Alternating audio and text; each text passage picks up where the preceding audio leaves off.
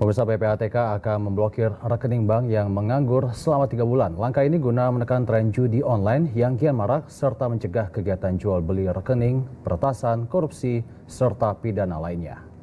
Seperti apa mekanisme kebijakan ini? Kami akan bahasnya bersama Ketua Kelompok Humas PPATK, Bapak Natsir Konga. Terima kasih Pak Natsir atas waktunya. Terima kasih, selamat malam, sehat bahagia selalu kita semua. Sehat Pak, kabar baik Pak, tapi nampaknya di sini agak kurang baik bagi masyarakat yang rekeningnya terblokir begitu. Sebenarnya Pak Natsir, kita langsung ingin bertanya, apa yang menjadi dasar hukum atau regulasi yang menjadi landasan PPATK dalam melakukan pemblokiran rekening yang tidak aktif selama 3 bulan ini Pak? Ya, terima kasih atas kesempatan yang diberikan kepada kami ya. Dan saya ingin mengoreksi sedikit boleh ya. Jadi bukan 3 bulan ya, 1 hari pun ketika rekening itu dibuka lalu kemudian dijadikan sebagai transaksi tindak pidana seperti perdagangan narkoba misalnya, itu langsung ditutup, dihentikan sementara oleh PPATK. Nah jadi tadi pertanyaannya apa dasar hukumnya? PPATK itu dilahirkan oleh Undang-Undang Nomor 8 Tahun 2010 tentang pencegahan dan pemberantasan tindak pidana pencucian uang, di mana fungsi dan kewenangannya pertama melakukan analisis ya transaksi keuangan, kemudian juga menyerahkan hasil analisis itu kepada penyidik, juga memiliki fungsi melakukan pemeriksaan dan memberikan rekomendasi. Jadi selain kami memberantas, juga mencegah dari terjadinya tindak pidana pencucian uang. Nah, salah satu fungsi pencegahan itu yaitu dengan melakukan penghentian sementara dari transaksi dorman. Nah, ini bukan ujuk-ujuk ini. Ini dari 5 tahun yang lalu kita sudah melihat ya tren peningkatan rekening dorman ini cukup masif. Begitu juga tren penggunaan rekening dorman yang dijadikan sebagai kejahatan. Nah, begitu masifnya ini sehingga kami mengambil inisiatif ya untuk negara hadir di dalam memberikan perlindungan kepada nasabah ya, kepada masyarakat, kepada saudara-saudara kita agar terhindar jangan sampai rekening itu digunakan sebagai kejahatan. Saya mau kasih contoh yang sangat sederhana ya, betapa signifikannya pemberantasan penghentian sementara transaksi rekening dorman atau yang tidak aktif dalam beberapa waktu ini kepada kondisi sosial ya maupun keuangan dari masyarakat Indonesia. Kalau kita lihat statistik di bulan April tahun 2025 kemarin, itu ada 5 triliun yang digunakan oleh masyarakat Indonesia untuk melakukan top up judi online. Nah kemudian Mei sampai Juni itu kita sudah mulai melakukan penghentian sementara transaksi dorman tadi. Itu apa yang terjadi? Penurunan top up untuk judi online itu lebih dari 70%. Dari 5 triliun di bulan April menurun menjadi 1 triliun. Nah ini bukan hanya sekedar angka. Ini bukan hanya sekedar statistik ya. Tapi ini adalah luka kita. Luka sosial sebagai anak bangsa. Di mana uang 5 triliun tadi seharusnya bisa dibelikan untuk belanja konsumsi ya. Bisa kemudian dibelikan susu anak di dalam keluarga, itu dilakukan untuk bermain judi. Nah, kaitannya dengan penghentian sementara transaksi dorman tadi itu cukup signifikan. Itu baru dari satu contoh kecil ya, manfaat ataupun tindakan dari penghentian sementara ini. Kita mari lihat ya bagaimana dari 1 juta rekening ya, yang kita lakukan analisis, kita lakukan pemeriksaan, itu kita temukan 150.000 rekening itu digunakan untuk transaksi berbagai macam kejahatan, perjudian, ya, korupsi, illegal logging, perdagangan orang, perdagangan narkoba, dan tindak pidana lainnya. Nah, kemudian kita lihat juga ada 2.000 rekening di transaksi dorman itu milik pemerintah daerah atau bendahara yang tidak artinya tidak digunakan gitu. Itu kan sangat merugikan ya. Belum lagi dana ada 10 juta rekening ya yang menerima dana bansos dan tidak diambil dalam 3 tahun. Ini artinya apa?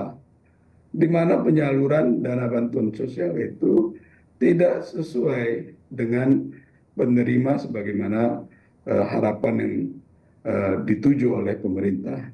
Oke, Pak. Artinya uang yang harusnya disalurkan oleh kepada saudara-saudara kita yang berhak itu diterima oleh orang-orang yang bukan haknya untuk menerima dana bantuan sosial. Itu yang terjadi. Jadi memang di sana sini tentu kita melihat ya ada eksis-eksis ya yang ya Pak. Lalu bagaimana PPATK sendiri bisa memilah bagaimana rekening ini memang terindikasi ada judi online, korupsi atau penyalahgunaan, atau memang itu hanya rekening rakyat biasa yang menaruh uangnya namun tidak digunakan rekening itu untuk transaksi selama kurun waktu tertentu. Bagaimana PPATK memilah rekening-rekening seperti ini? Ya, jadi saya sampaikan lagi sedikit kronologis dari kenapa penghentian sementara itu dilakukan oleh PPATK ya. Nah, setelah melihat kondisi yang ada itu, lalu kami mengundang 100 lebih perbankan di Indonesia untuk berdialog ya, berdiskusi, melihat kondisi rekening dorman yang ada. Lalu setelah itu kita meminta agar bank menyampaikan data rekening dorman yang ada itu. Nah, secara teknis itu yang memahami betul bahwa rekening dorman itu, terus kemudian definisi dorman itu berapa lama, itu masing-masing bank berbeda ya. Jadi PPATK sebenarnya tidak mengetahui dorman itu pemilik rekeningnya siapa, berapa lama, kemudian itu diperuntukkan untuk apa. Nah, setelah data itu diberikan oleh perbankan, maka kita hentikan, lalu dari situ kita verifikasi dan seterusnya ya. Di sini juga kita banyak melihat nilai tambah dari penghentian sementara itu, di mana bank memiliki waktu yang cukup untuk menjalankan prinsip pengguna jasa sebagaimana kewajiban dari bank ya. Di sisi lain juga masyarakat ya banyak diantaranya keluarganya ya ayahnya atau ibunya itu meninggal, kemudian rekening itu tidak diketahui oleh ahli waris. Dengan adanya penghentian sementara ini, maka bank memberikan notifikasi kepada ahli waris, kemudian ahli waris tahu bahwa mereka keluarganya punya bank di suatu bank dengan saldo tertentu. Begitu juga korporasi, Mbak. Banyak direksi membuka rekening atas nama dirinya milik perusahaan ya. Tapi ketika dia meninggal, itu pemilik saham lainnya nggak mengetahui.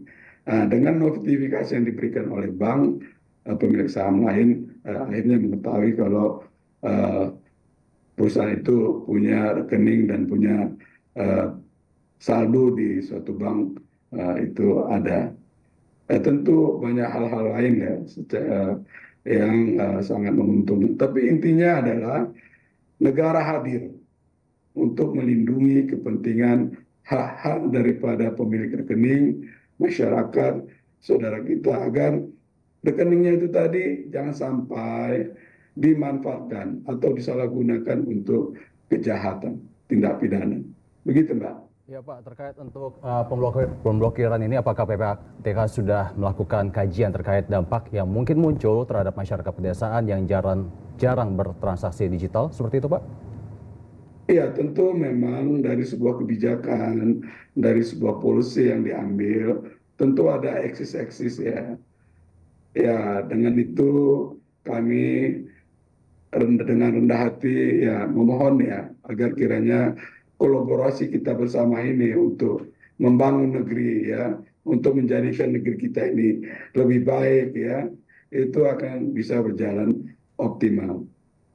Dan ya PPATK menjalankan fungsi dan kewenangannya untuk mencegah ya agar ekonomi kita, agar sosial keadaan sosial kita ini tidak dirusak oleh pelaku-pelaku kejahatan dengan menggunakan rekening dorman yang ada. Itu harapan kami itu, Mbak. Oke, kemudian apakah pemblokiran ini kan bersifat sementara atau permanen begitu Pak? Dan jika memang sudah terblokir, bagaimana prosedurnya untuk membuka kembali rekeningnya Pak? Iya, jadi kewenangan yang diberikan oleh Undang-Undang PPATK itu dapat melakukan penghentian sementara 5 plus 15 hari kerja ya. Jadi total ada 20 hari kerja. Lalu kemudian ketika sebuah rekening dihentikan, maka nasabah dapat mendatangi kantor cabang di mana membuka rekening itu, kemudian mengisi form yang ada, pastikan form itu terisi dengan baik, dan pastikan juga terkirim, sehingga bisa langsung diproses untuk kemudian dimintakan kembali oleh PPATK kepada bank agar diaktifkan dan dibuka kembali. Begitu loh. Tata caranya bisa dilihat di website ppatk.go.id, juga dilihat di masing-masing bank di mana dibuka rekening yang ada. Dan di media sosial PPATK juga itu sudah tersosialisasikan ya secara baik. Sehingga ya, ini diharapkan bisa lebih memudahkan ya buat saudara-saudara kami yang rekeningnya dihentikan sementara. Yang ingin saya sampaikan lagi Mbak ya, ini benar-benar apa yang dilakukan adalah untuk melindungi ya